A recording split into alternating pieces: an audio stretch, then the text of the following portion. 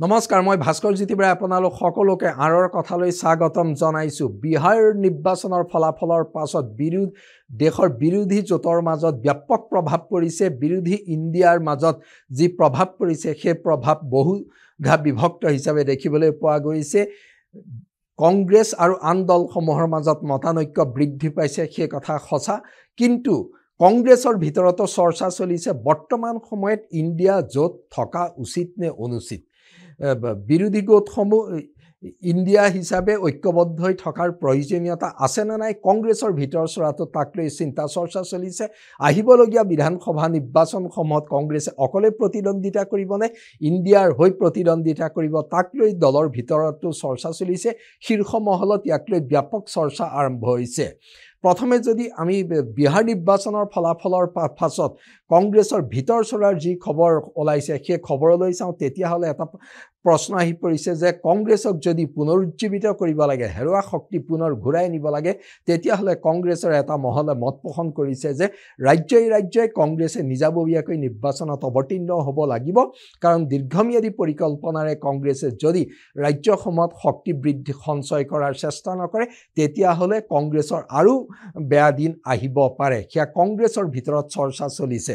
অৰ্থাৎ কংগ্ৰেছেও এক প্ৰকাৰ এতিয়া ইণ্ডিয়া জোঁটত থাকিব নে নাথাকে তাক লৈ অনিশ্চিত হৈ পৰিছে।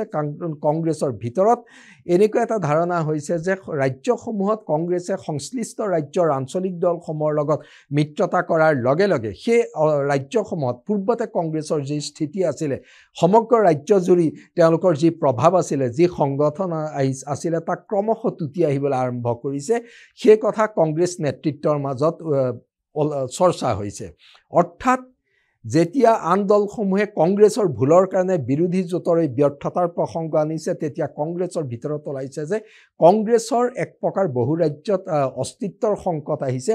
কংগ্ৰেছক যদি এতিয়া এনেদৰে সেই ৰাজ্যসমূহত মিত্ৰতাৰ মাজেৰে আগবঢ়াই নি থকাৰ চেষ্টা কৰা হয়, তেতিয়াহ'লে দীৰ্ঘম্যাদীভাৱে কংগ্ৰেছ হয়তো বহু ৰাজ্যৰ পৰা নাইকিয়া হৈ যাব পাৰে। সেইকাৰণে বিহাৰ নিৰ্বাচনৰ ফলাফলৰ পাছত কংগ্ৰেছৰ বাবে অতি উদ্বেগজনক সময় আহিছে। কংগ্ৰেছে অতি শীঘ্ৰে ৰাজ্যসমূহত হেৰুৱা ক্ষমতা ঘূৰাই অনাৰ চেষ্টা কৰাতকৈ দীৰ্ঘম্যাদীভাৱে দলৰ ভেটি পুনৰ ঘূৰাই অনাৰ চিন্তা আৰম্ভ কৰিছে। অৰ্থাৎ যদি এই চিন্তা কংগ্ৰেছত সজোৰ হয়, তেতিয়াহ'লে স্বাভাৱিকতে কংগ্ৰেছে ইণ্ডিয়া জোঁট আৰু নিবিচাৰিব, ইণ্ডি মৰ্চা কংগ্ৰেছে নিবিচাৰিব। তেতিয়াহ'লে কি হ'ব? ইয়াৰ সমান্তৰালভাৱে আন দলসমূহেও কিন্তু বিহাৰ নিৰ্বাচনৰ এই ব্যৰ্থতাৰ বাবে মূলতঃ কংগ্ৰেছকে সমালোচনা কৰা দেখিবলৈ পোৱা গৈছে। কংগ্ৰেছে যিমানেই ভোট চুৰিৰ কথা নকওক, কিন্তু সকলো বিৰোধী দলে বিৰোধী মৰ্চাই ভালদৰে নিৰ্বাচনত অৱতীৰ্ণ হোৱা নাই, তেনেকুৱা এটা ধাৰণা ৰাজহুৱাভাৱে পোষণ কৰিছে। অৰ্থাৎ বিৰোধী মৰ্চাৰ মাজতো কংগ্ৰেছে যিহেতু বিগ ব্ৰাদাৰৰ ভূমিকা পালন কৰি আহিছে, কংগ্ৰেছৰ ভুলৰ কাৰণেই ইখনৰ পাছত সিখন ৰাজ্যত বিৰোধীৰ ব্যৰ্থ হৈছে, বিৰোধী তছনছ হৈ পৰিছে। সেই কথা বিজেপি বিৰোধী শিবিৰৰ মাজত যিদৰে চৰ্চা হৈছে, তাৰ পৰা এটা কথা আকৌ স্পষ্ট হৈ পৰিছে, সেই বিজেপি বিৰোধী আঞ্চলিক দলসমূহ, ৰাষ্ট্ৰীয় দলসমূহ কংগ্ৰেছৰ লগত থাকিবলৈ অনিচ্ছুক হৈ পৰিছে, সেইটো বাস্তৱ কথা।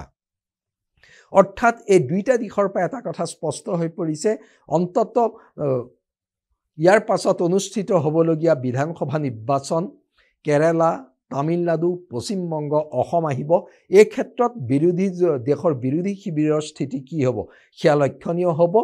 কেৰালাত ইণ্ডি এলায়েন্স থকা নথকাৰ অৰ্থ নাই। এইকাৰণে কেৰালাত মূল প্ৰতিদ্বন্দ্বিতা LDF, UDFৰ মাজত, left democratic front, United democratic front, Congress নেতৃত্বাধীন জোঁট আৰু বাওঁপন্থী বাওঁ দল নেতৃত্বাধীন জোঁট। অৰ্থাৎ তাত CPM, CPI কংগ্ৰেছৰ প্ৰধান প্ৰতিদ্বন্দ্বী, এই দুটা জোঁট তাত। সেইকাৰণে ইণ্ডি এলায়েন্সৰ প্ৰশ্নই আহিব নোৱাৰে। তামিলনাডু DMKৰ লগত, UPA চৰকাৰ দিনৰ পৰা DMKৰ লগত সুদৃঢ় মিত্ৰতা আছিলে, কিন্তু শেহতীয়াকৈ DMKৰ নেতা তথা তামিলনাডুৰ মুখ্যমন্ত্ৰী MK ষ্টেলিন কংগ্ৰেছৰ বিৰুদ্ধে সৰব হৈছে, কংগ্ৰেছক মুকলিভাৱে কঠোৰ সমালোচনা কৰিছে, কংগ্ৰেছ নেতৃত্বক সমালোচনা কৰিছে। ইয়াৰ পৰা এই ধাৰণা স্পষ্ট হৈ পৰিছে যে অহা বিধানসভা নিৰ্বাচনত অসমৰ সৈতে একেলগে নিৰ্বাচন অনুষ্ঠিত হ'ব তামিলনাডুত DMK আৰু কংগ্ৰেছৰ মিত্ৰতা নোহোৱাৰ সম্ভাৱনা প্ৰায় স্পষ্ট হৈ পৰিছে।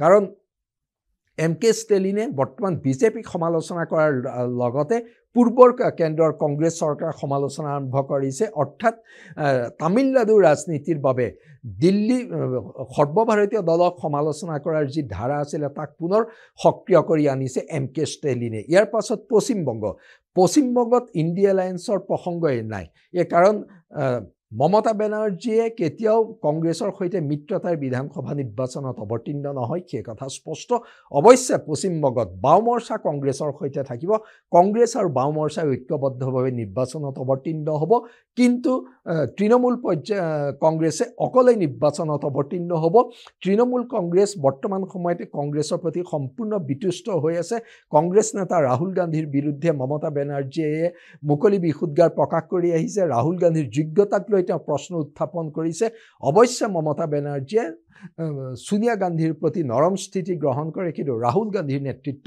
কোনো পধ্যে মমতা বেনাৰ্জীয়ে মানি ল'বলৈ ইচ্ছা নাই অৰ্থাৎ কেৰালা তামিলনাডু পশ্চিমবংগত বিৰোধী ঐক্যবদ্ধ হৈ নিৰ্বাচনত অৱতীৰ্ণ হোৱাৰ অৱকাশ নাই অসমৰ ছবিখন পৃথক অসমত বিৰোধী ঐক্যবদ্ধ হোৱাৰ কচৰত চলিছে ঐক্যবদ্ধ হৈ বিজেপি জোঁটৰ বিৰুদ্ধে অৱতীৰ্ণ হ'ব অসমৰ ছবিখন সুকীয়া যদিও সৰ্বভাৰতীয় পৰ্যায়ত বিৰোধীৰ মাজত দেখা দিয়া মতদৈধ্যতা মতপাৰ্থক্যই অসমৰ ৰাজনীতিটো ব্যাপক প্ৰভাৱ পেলাইছে সেইকাৰণে অসমতো বিৰোধী ঐক্য কিমান সুদৃঢ় হয় সেয়া লক্ষণীয় হৈ পৰিছে বিৰোধী ঐক্য সুদৃঢ় হৈ বিজেপিক প্ৰত্যাহ্বান কেনেদৰে জনায় তাতকৈ বিৰোধী ঐক্যবদ্ধ হৈ থাকিব পাৰে নে নহয় তাক লৈ অসমতো চৰ্চা চলিছে অৰ্থাৎ বিহাৰ নিৰ্বাচনৰ পাছত স্পষ্ট হৈ পৰিলে ইণ্ডি এলায়েন্স অপ্ৰাসংগিক হৈ পৰিছে বিৰোধীৰ এই মহাজোঁট দেশজোৰা মহাজোঁট এক প্ৰকাৰ ভংগ হোৱাৰ দিশে তাকো কংগ্ৰেছেও বিচৰা নাই আন দলসমূহেও বিচৰা নাই অৰ্থাৎ দেশত NDAৰ বিপৰীতে আন বিৰোধী দলসমূহ নিজাববীয়াকৈ নিজা ৰাজ্যত নিজা অঞ্চলত সক্ৰিয় হ'বলৈ চেষ্টা কৰিছে বিহাৰ নিৰ্বাচনৰ পাছত দেশৰ ৰাজনীতিৰ এক গুৰুত্বপূৰ্ণ পৰিঘটনা হিচাপে চিহ্নিত হৈছে আহিবলগীয়া দিনবোৰত এই দিশটো আৰু অধিক স্পষ্ট হ'ব